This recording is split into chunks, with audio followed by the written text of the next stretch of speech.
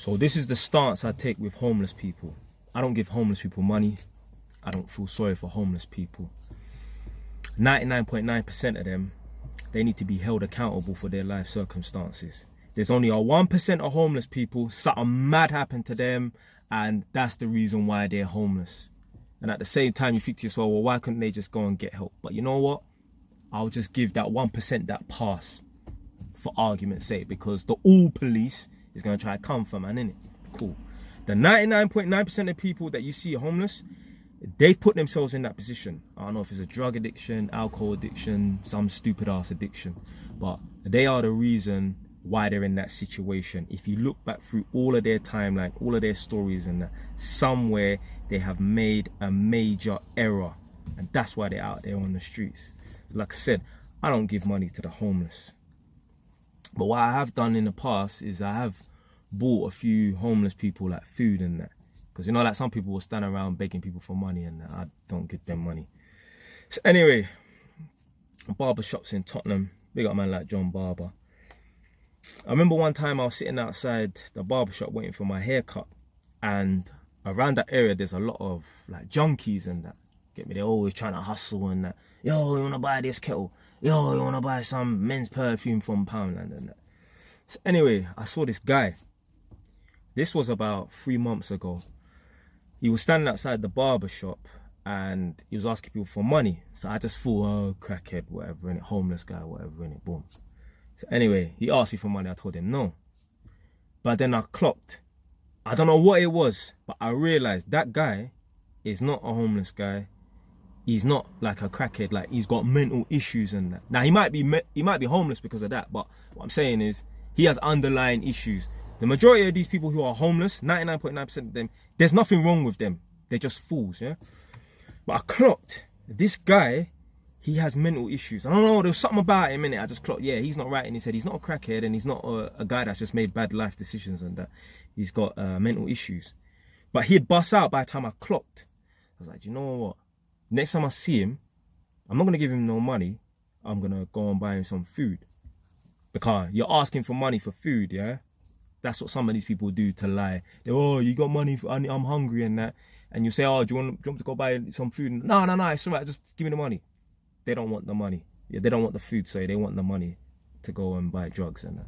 So anyway, I clocked this guy. He had mental health, but he'd gone. So I said, all right, next time I see him, I'm going to buy him some food. Boom. Last Sunday, which was about 4 days ago, I'm sitting outside the barber shop and I see him walk past me. I'm sitting in my car.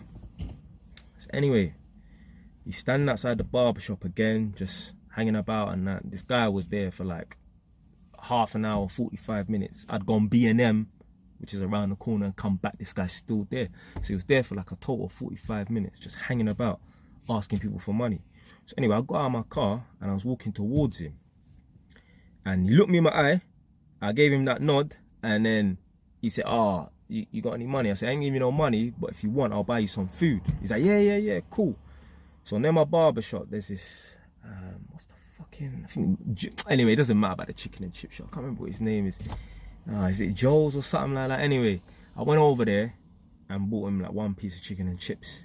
That's how you know this guy was most officially standing outside waiting for someone to give him some money because he was hungry for food. This guy, remember I said he was outside the barber shop standing there for about 30 minutes to 45 minutes. He didn't move. As soon as I bought him the food, because I was standing in the chicken and chip shop chatting to him. I ain't gonna say his name, but he's a big man. He's 40 years old. He was born in Jamaica, but came over here as a youth man and that.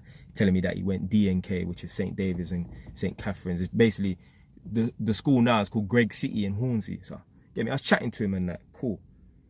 I bought him the chicken and chips, and me and him are talking in the shop for like 5 minutes. I think they had to go and cook the chips and that. After I bought him the chicken and chips, I just said, you know what? I'm going to go now, innit? Yeah? Safe. Anyway, I've gone back to my car, which is a good, I don't know, 50 meters away from the chicken and chip shop that I left him at. I'm standing outside my car, outside the barber shop, and I'm watching him to see what he's going to do next.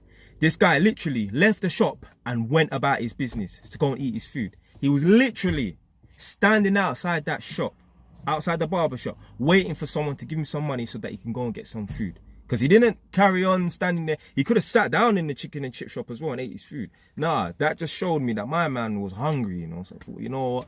I'm not saying that next time I see him, I'm gonna buy him food again, definitely. But next time, maybe in a few months, if I see him, I'll buy him some food. You never know. Maybe the next time I see him, I might feel generous and just buy him some food. At the end of the day, I'm not obligated to feed no one, innit? But I don't feel sorry for people who are homeless, because for the most part, most of them, they put themselves in that position.